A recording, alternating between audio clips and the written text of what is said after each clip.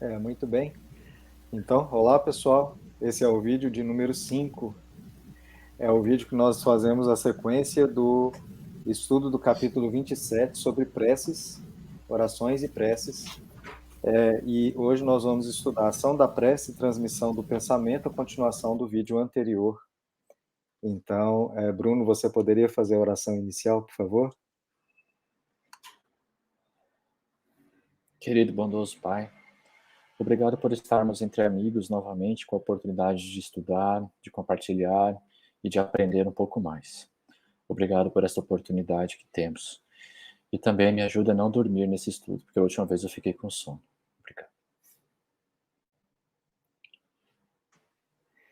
Eu trago Muito um bem. pouco de humor, assim, porque eu acho que a coisa tem que ser leve, sabe? Tem que ser leve. Não, e eu acho que se é isso que você tem vontade de falar para Deus, tenho toda certeza que Ele escutou. Vamos ver.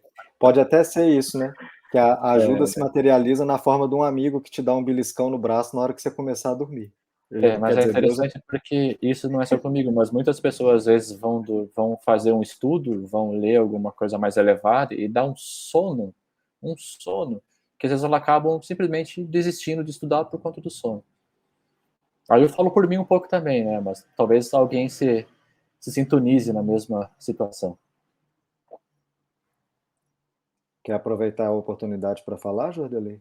Sobre o sono na hora do serviço espiritual? Tem que fechar o microfone do Bruno. O- há muitas teorias sobre o sono durante o trabalho espiritual. E todas elas possuem pontos a serem estudados e fundamentados. A primeira dela é de que nós partimos em auxílio.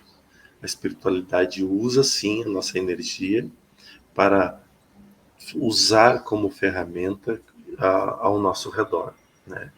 De algo que esteja necessitando para alguém ou para alguma situação.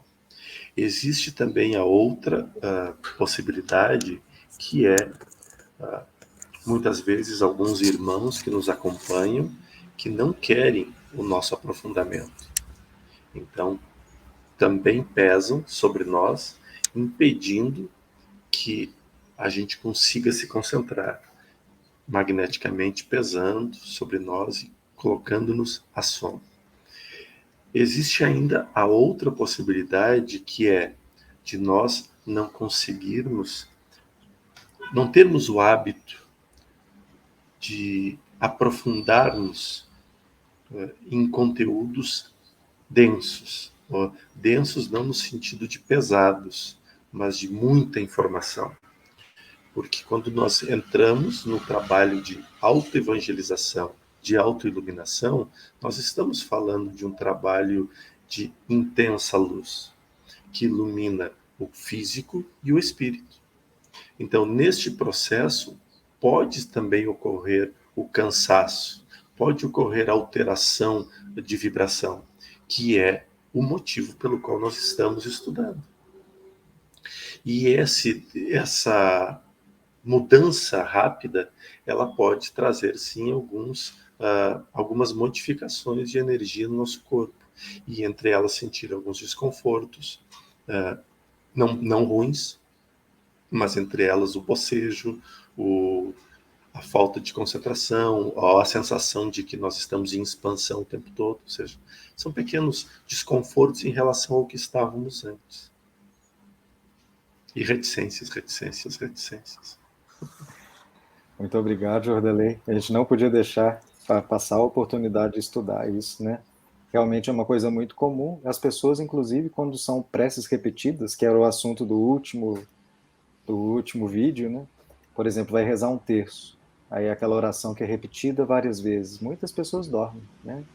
E às vezes pode ser dessas várias situações que você disse, né, Jordelei? Ou ele está sendo levado para ajudar, ou realmente tem alguma energia que não quer que ele participe, e aí cada um tem que fazer a análise de consciência para saber, né? É. Muito obrigado. Aí o Fábio poderia ler, então, os itens do estudo de hoje.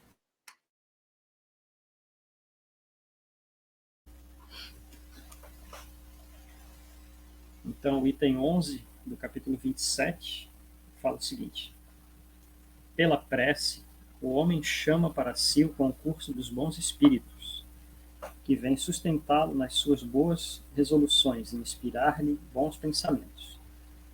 Adquire assim a força moral necessária para vencer as dificuldades e reentrar no caminho reto se dele se afastou, assim como afastar de si os males que atrai por sua própria falta. Um homem, por exemplo, vê a sua saúde arruinada pelos excessos que cometeu e arrasta até o fim de seus dias uma vida de sofrimentos. Ele tem o direito de se lamentar se não obtém a cura? Não, porque poderia encontrar na prece a força para resistir às tentações. Item 12 agora. Se dividissem os males da vida em duas partes, uma daquelas que o homem não pode evitar, outra das tribulações cuja causa primeira é ele mesmo, pela sua incúria e seus excessos, ver-se-ia que esta suplanta muito em número sobre a primeira. É, pois, evidente que o homem é o autor da maioria das suas aflições e que delas se pouparia se agisse sempre com sabedoria e prudência. Não é menos certo que essas misérias são o resultado das nossas infrações às leis de Deus, e que se observássemos pontualmente essas leis, seríamos perfeitamente felizes. Se não ultrapassarmos o limite do necessário na satisfação das nossas necessidades, não temos as doenças que são consequências dos excessos e as vicissitudes que essas doenças ocasionam. Se colocarmos limite à nossa ambição, não temeremos a ruína. Se não quisermos subir mais alto do que podemos, não temeremos cair. Se formos humildes, não sofreremos as decepções do orgulho humilhado. Se praticarmos a lei da caridade, não seremos nem maldizentes, nem invejosos, nem ciumentos, e evitaremos as querelas, e as dissensões. Se não fizermos mal a ninguém, não temeremos as vinganças, etc. Admitamos que o homem nada pudesse sobre os outros males, que toda prece seja supérflua para deles se preservar. Já não seria muito estar livre de todos aqueles que provêm de si mesmo? Ora, aqui a ação da prece se concebe facilmente, porque ela tem por efeito evocar a inspiração salutar dos bons espíritos, de pedir-lhes a força para resistir aos maus pensamentos, cuja execução pode nos ser funesta. Nesse caso, não é o mal que afastam, mas a nós mesmos do pensamento que pode causar o mal. Eles não entravam em nada os decretos de Deus, nem suspendem o curso das leis da natureza, mas nos impedem de infringir essas leis, dirigindo nosso livre-arbítrio. Não o fazem com o nosso desconhecimento, de maneira oculta, para não acorrentar a nossa vontade. O homem se encontra, então, na posição daquele que solicita bons conselhos e os coloca em prática, mas que está sempre livre de segui-los ou não. Deus quer que seja assim para que tenha a responsabilidade dos seus atos e deixa-lhe o mérito da escolha entre o bem e o mal. Isso o homem sempre pode obter se pede com fervor, e é o que pode, sobretudo, aplicar-se estas palavras: pedi e obtereis. A eficácia da prece, mesmo reduzida a essa porção, não teria um resultado imenso? Estava reservado ao Espiritismo provar-nos sua ação pela revelação dos intercâmbios que existem entre o mundo corporal e o mundo espiritual. Mas a isso não se limitam seus efeitos. A prece é recomendada por todos os espíritos. Renunciar à prece é desconhecer a bondade de Deus. É renunciar para si mesmo, à sua assistência e para os outros ao bem que lhes pode fazer. É isso.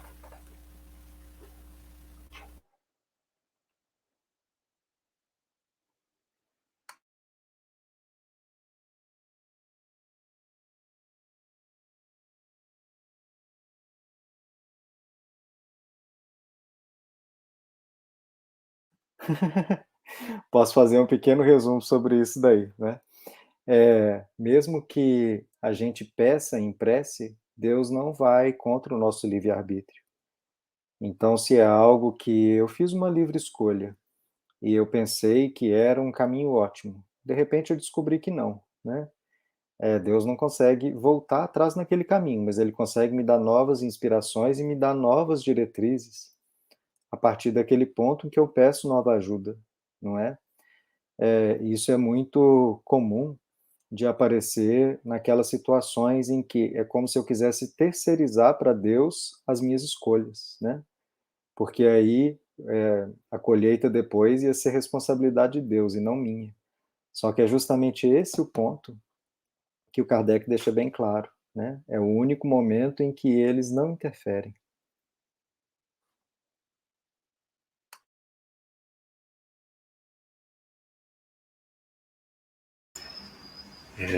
E eles não interferem mesmo, mesmo, assim.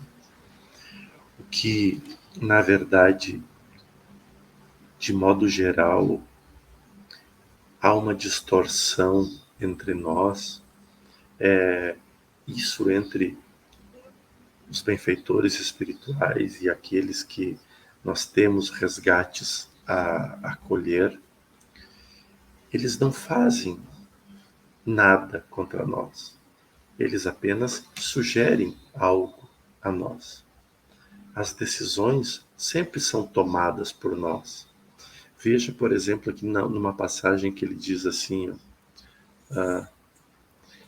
nesse caso, não é o mal que eles afastam, é a nós mesmos que afastam do pensamento que pode causar o mal. Eles não tiram a maldade da nossa frente, mas eles nos afastam do pensamento que pode causar a maldade. Agora, isso nos traz a sutileza do processo que a espiritualidade age ao nosso redor. E também eu gostaria de frisar muito na primeira parte ali, aonde eles afirmam e nos trazem os dois padrões, os dois parâmetros, que é as provações que nós trazemos do mundo espiritual e também as aflições que nós criamos e carregamos aqui enquanto encarnados. Porque muitas vezes nós temos o hábito errôneo de dizer: o meu karma é pesado, minha cruz é pesada, mas nós não nos damos conta que esse fardo pesado que carregamos, nós criamos aqui. Não veio do nosso passado, não veio do nosso débito anterior. O nosso débito anterior, pelas preces, eles muitas vezes não podem ser alterados, mas os novos, esses que nós angariamos aqui pelas escolhas, pelas atitudes, pelas ações, esses sim, através da prece, podem ser alterados porque eles não estavam propriamente ditos na programação. Então, a eficácia da prece, ela é muito ativa no nosso dia a dia. E é por isso que Jesus reafirma intensamente: pedindo, obtereis. Aquilo que pedirdes em oração vos será dado. Veja que ele repete isso em inúmeros textos, né? Inúmeros escritores trouxeram essa informação de Jesus de formas diferentes, em citações diferentes, mostrando o elo importante dessa ligação, mostrando a eficácia dessa conexão com o alto, nos revelando por completo essa interação e essa força que nós possuímos. E se nós desdobrássemos ainda um pouquinho mais, a gente ia ver que isso também é abordado nos conceitos atuais, que é aquele conceito da nossa capacidade de ação, com, por exemplo, a função de ser co-criador. A prece nos faz co-criadores. Então, eu começo a conversar com Deus, eu crio uma situação para mim em pedido, e me é dado. Eu crio um pensamento positivo a mim, pensamento positivo no sentido de eu quero me melhorar, eu quero encontrar a paz em mim, eu quero encontrar a redenção em mim, eu quero ter mais paciência, eu quero ser mais tolerante, eu quero ser menos explosivo. ou seja, inúmeros outros pedidos. E isso transformar-se num processo de cocriação, e aí entra o processo do magnetismo ou da ação e reação, que vem e retorna, transformando aquilo, aliviando o nosso fardo. E aí nós entramos numa outra passagem de Jesus: meu jugo é leve.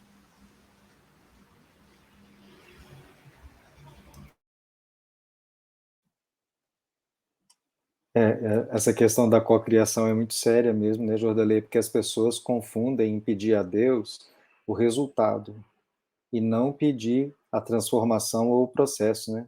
Tem aquela piada antiga que fala assim: se pedido para o extrafísico funcionasse do modo como a gente pensa, campeonato baiano de futebol terminava em empate, né? Todos os times iam terminar campeões, porque todo mundo pede, meu time seja campeão. Só que para atender um, vai ter que desagradar os outros, né? Porque todos estão pedindo a mesma coisa. É raro a pessoa que pede assim, né? Que o meu time tenha mais empenho, ou me mostra como melhorar a nossa equipe, né? Ou como nós vamos melhorar o nosso entrosamento, sei lá. Mas essa questão, ela passa muito pela nossa miopia de enxergar Deus como uma espécie de empregado, né? Do tipo assim, eu vou pedir, ele vai me dar o que eu estou pedindo. E não é bem assim. Tem aquela história que Deus escreve certo pelas linhas tortas. Eu vou pedir coisas e ele vai decidir o que é bom para o meu crescimento espiritual, o que é bom para a minha expansão de consciência, né? E o que é bom para o bem comum, não só para mim. Porque imagino que eu peço para Deus uma coisa que prejudica os outros, não é? Então, por mais que aquilo pode ser bom para mim, ele não vai me conceder, né? Porque, na verdade, eu estou prejudicando o coletivo. Então, eu tenho que começar a entender como se movimentam as energias espirituais para fazer pedidos, mas pedidos que não sejam ordens para o universo, né? Então, a gente tem esse tipo de miopia, e aí muitas pessoas descreem da prece, né? Por causa dessa miopia.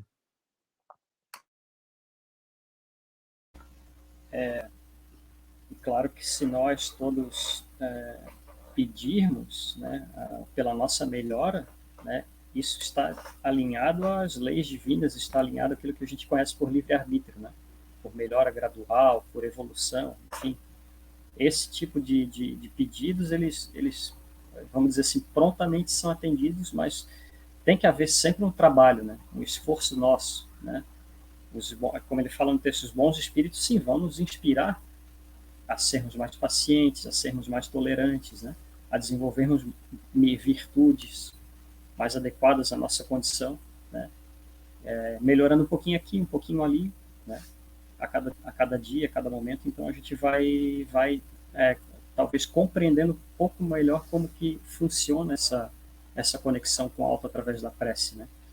E aí o Robson fala dessas questões assim de pedir, né? E aí eu vou citar um exemplo que um amigo meu já usou em alguns momentos que a gente conversou assim, em grupos de estudo e tal. Ele usava um exemplo que eu acho que é bem didático. Assim. Vamos supor que uma pessoa ele precisa trabalhar com um carro, com um automóvel, porque ele precisa se deslocar por estados vizinhos aqui do Brasil. Enfim, sei lá, sul do Brasil, Paraná, Santa Catarina e Rio Grande do Sul. Só que ele está sempre com muita dificuldade, e ele não tem condição de comprar um carro novo. Então, a pessoa precisa daquele trabalho para se desenvolver, para desenvolver a sua família, para trazer o pão, o alimento para casa. Por que não? Né? Pedir a Deus, sinceramente, Senhor, me conceda a oportunidade para que eu possa ter um veículo melhor para trabalhar, para ter mais segurança no meu trabalho, para que eu possa viajar com mais conforto, mais tranquilidade. Entendeu? Então, às vezes, a gente pode pedir coisas materiais, sim, desde que a gente saiba pedir também, né? Esse exemplo é bem didático nesse sentido, sabe? Ele está alinhado, vamos dizer assim, com a lei de trabalho, com a lei de evolução, né? Então, é diferente de eu chegar assim, eu quero, sei lá, um iate, sabe? Bom, eu posso ter o merecimento de ter um iate, desde que eu trabalho para isso, né? Mas vejam que há um abismo, né, entre esses dois pedidos, né? Sabe? Então, é por isso que daí vem a questão que o Robson estava falando da descrença na prece, né? Bom, por que eu vou ter que rezar se Deus nunca me dá nada? Sempre fui eu que fiz tudo, sabe? Né? Então, na verdade, Os nossos bons companheiros espirituais estão sempre por trás das inspirações, daquilo que a gente busca para o nosso crescimento. Isso é lindo saber. Mas eu tenho uma dúvida, aproveitar, porque olha só, a gente faz as nossas preces, beleza. Você vai rezar para Deus, você vai fazer tua oração para a espiritualidade no geral, você vai fazer para o teu mentor, aí você tem mais a questão de você co-criar, e aí você emana isso para o universo, e aí o que movimenta todo o resultado dessa prece? Tudo bem, tudo é energia, né? Mas há uma mecânica por trás, não é? Então, o que faz tudo acontecer? Porque nada acontece do nada. Algo tem que gerar para que outras coisas vão para frente. Então, eu orar para Deus, ou eu orar para o meu mentor, ou eu orar para a espiritualidade de maneira geral, ou eu simplesmente emanar um pensamento, num estado de concentração que eu desejo tal coisa. Seja ela material ou moral. Por exemplo, mais paciência. Aí a galera não gosta de pedir paciência, porque quando você pede paciência, vê um monte de coisa para te desenvolver a paciência. E depois você reclama que Deus não te ajudando em nada. Mas é justamente o contrário. Mas o que movimenta tudo isso? O que faz a coisa acontecer?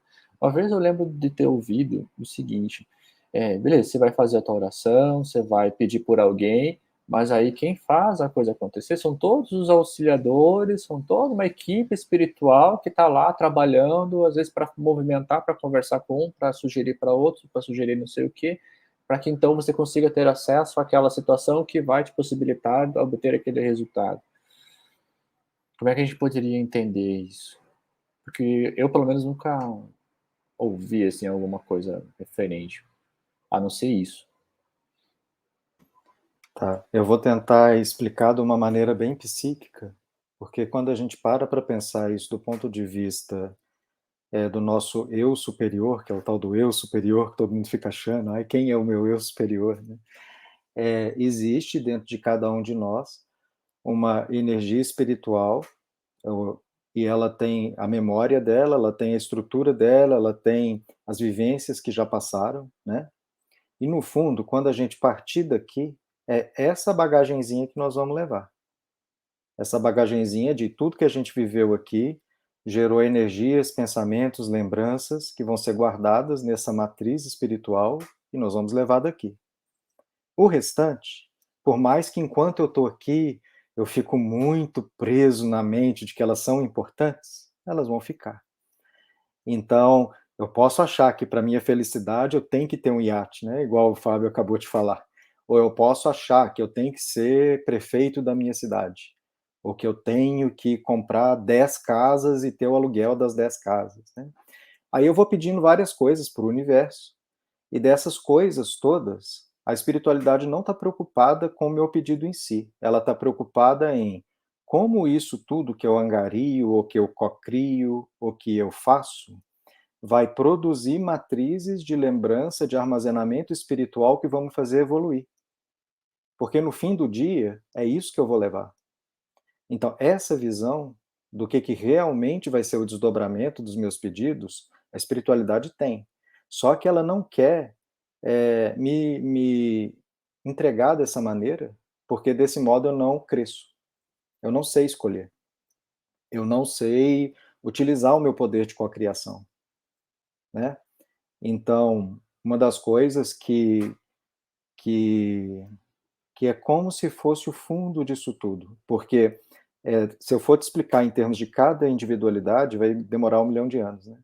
Mas se eu for explicar de uma maneira muito simples, é assim, espiritualidade vê qual que vai ser o desdobramento evolutivo do pedido da pessoa X.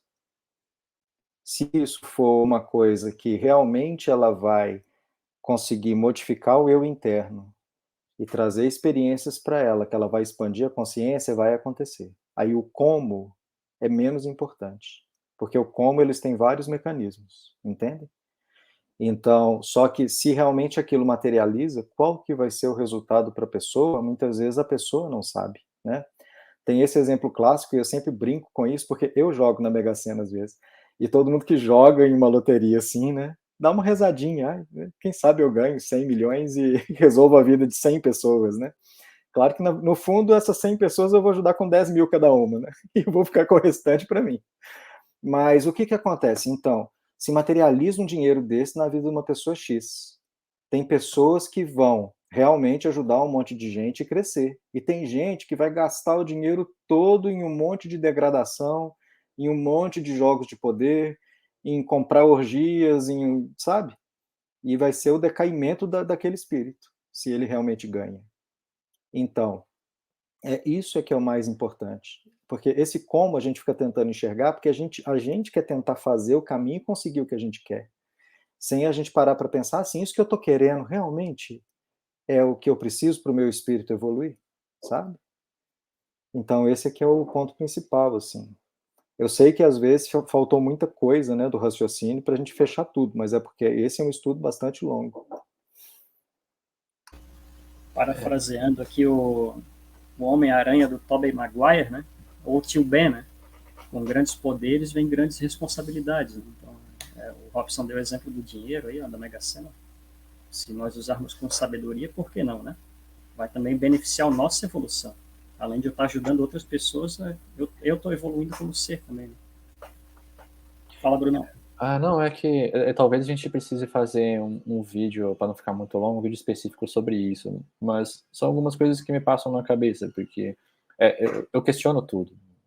Enfim, veja, citou o exemplo do dinheiro. Né? Alguém rezou pedindo dinheiro. Aquele cara ganhou. Ele fez mau uso. Aí era livre-arbítrio dele. Mas a espiritualidade conhece a pessoa como um todo, o que ela é, o que ela tinha e o que ele não tinha. E aí, esse é um exemplo. O cara foi lá, ganhou, rezou, ganhou, fez, acertou, ganhou. Poxa, torrou tudo. Em coisas desnecessárias, das escolhas dele. E o outro cara vai lá, trabalha, bota a mão na massa, faz a parte dele, pede condições, pede força, pede coisas mais morais do que físicas e não sai do chão. E aí o outro, entende? Eu sei que parece ser são comparações meio superficiais, mas o ponto que eu quero trazer é tudo tão complexo e difícil de entender ao mesmo tempo. Porque que algumas pessoas, a partir da oração, conseguem um monte de coisa, a partir da força do pensamento, e aí tem essa outra questão, se a força do pensamento que eu emano em uma oração, a influência que ela exerce para eu conquistar aquilo para mim, por exemplo, eu desejar ter uma Ferrari. O que isso vai agregar na minha vida? Eu, Bruno, particularmente falando, não vai agregar nada. Mas o cara que às vezes pensa que para ele pode ser, ele vai lá e consegue. E aí, a outra pessoa que às vezes está lá, nesse realmente, assim, com uma intenção mais pura, mais genuína de, cara, eu só preciso para eu poder sobreviver. E tô rezando e tô botando a mão na massa. Não que o outro não esteja, mas às vezes ela também tem essa dificuldade. Mas tá lá, fazendo a prece dela. E aí, às vezes, alguns conseguem, outros não. E aí me vem à mente assim, há uma questão de merecimento nisso, há uma questão de destino nisso, vamos chamar de destino, porque acho que não é essa palavra, mas uma coisa já pré-estabelecida. Não, cara, tu vai ganhar e tu vai ter que lidar com isso para ver se tu vai passar no teste ou não, entende? Tá. E aí vem aquilo que nós fizemos. Bruno, não sei quem que falou mais cedo. Eu entendi. Ali. Tem várias coisas que você está com dúvida, realmente a gente vai precisar de outro vídeo. Mas eu vou te falar assim, só para não fugir do assunto desse vídeo, né, que é prece, você está tentando entender o caminho do outro. Quem sabe do caminho do outro é Deus. Então, tem uma conversa do outro com Deus, e a gente não sabe o que está passando lá no caminho evolutivo desse outro, para Deus ter colocado aquilo na vida dele. E às vezes ele está achando que é muito bom, é muito poder, é muita coisa legal, mas pode ser a queda dele, né? Então, não tem como a gente entender o caminho do outro. Tem como a gente só tentar entender o nosso. E olha que já é muita coisa, sabe? Então, se a gente fica tentando entender o mecanismo de todos, nós vamos nos perder. Porque a gente fica preso numa questão de uma lógica, que é como se essa lógica fosse trazer as respostas. Mas aí a gente cai no que eu comecei a falar. No fundo, não é só uma questão do conhecimento lógico. O que nós estamos buscando aqui é uma expansão de consciência que não é só saber mais coisas. E aí esse que é o ponto principal, né? Quando a gente consegue conjugar a espiritualidade com a lógica de entender os mecanismos, sabe? porque a lógica é uma parte pequena da história. Ela é só um pedacinho da história. É como se eu tivesse uma corrente e a lógica fosse um elo, mas ela é só um elo, ela não vai conseguir explicar a corrente inteira, né? Mas a gente pode retomar isso em próximos vídeos. Esse já está ficando um pouquinho longo. Eu vou fazer uma prece de encerramento e depois a gente anota suas dúvidas para o perguntas e respostas. Senhor Jesus, queridos mentores, muito gratos somos por essa oportunidade de estudo, de intercâmbio, de expansão da nossa consciência, de revisitarmos os conhecimentos do Evangelho que nos trazem uma bússola e uma direção que devemos sempre seguir quando as nossas almas estão em dúvida. Saibamos compreender, Senhor, que as dúvidas fazem parte do nosso processo evolutivo. É como abrir a janela para ver o que se encontra do lado de fora. Que a tua paciência, a tua benignidade possam nos mostrar que esse lado de fora é muito mais belo, muito mais completo, muito mais repousante do que possamos imaginar. Que nas respostas que vêm do afeto, da amizade, da tranquilidade, a nossa alma possa, enfim, encontrar o que ela tanto deseja, a paz de espírito, o caminho certo e a luz que se acende em nosso interior. Que assim seja.